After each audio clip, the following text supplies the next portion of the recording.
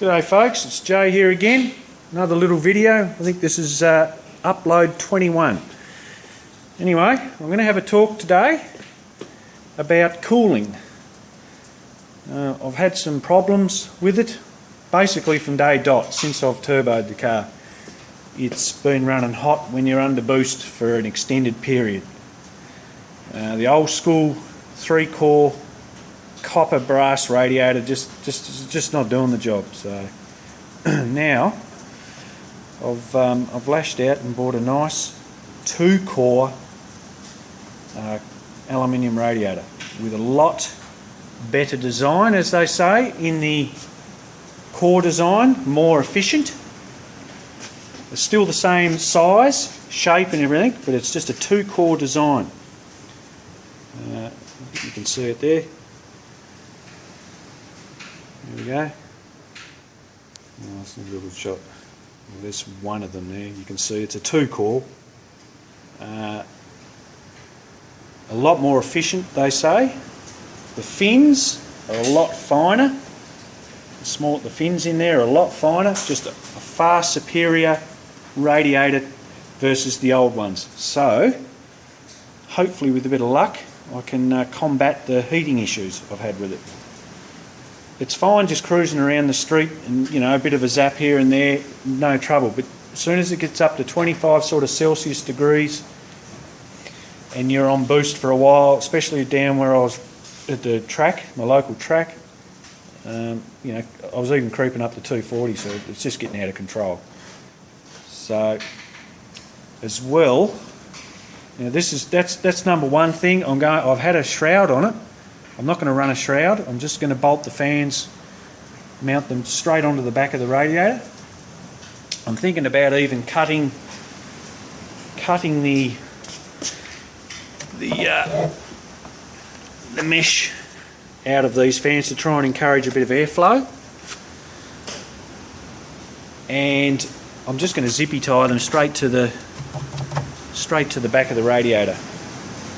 And I just want to try and get as much airflow through the radiator as I can.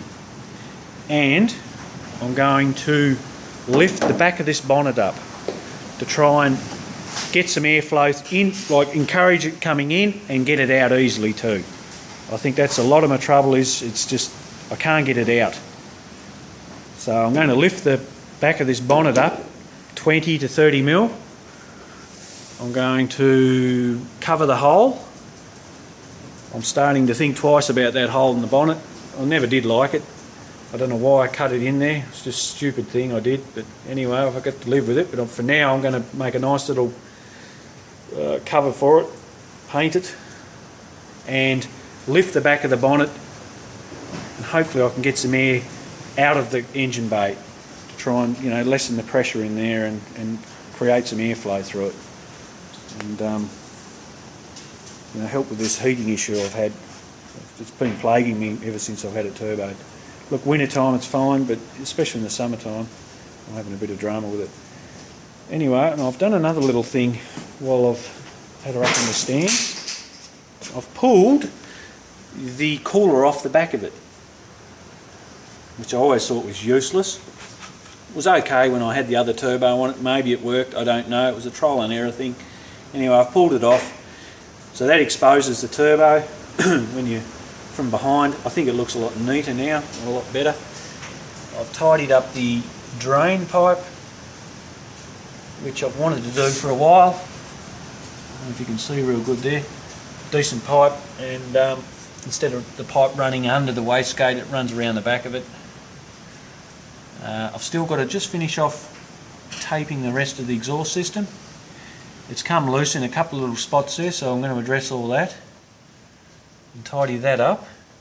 And the transmission, or that water cooler I've had, I've turned it back into a transmission cooler. So what I've done, I've got it back in under here. I've plumbed it into the transmission, so that'll help that. You know, it's the trouble. It's all trial and error what I'm doing to this car. So, you know, learning as I go. Hopefully I'm, you know, picking up new tips and tricks and trying to improve on it all the time. So yeah, I'll put a little update video when I do get it going, and yeah, just see how she runs and the coolness, and keep a lid on things. But it's a bling looking radiator anyway. It cost me a little bit. It's a ProFlow brand. I got it from VPW, which is a performance crowd in Victoria, and yeah, so we'll see how she goes when I get her all up and running. That's it, folks.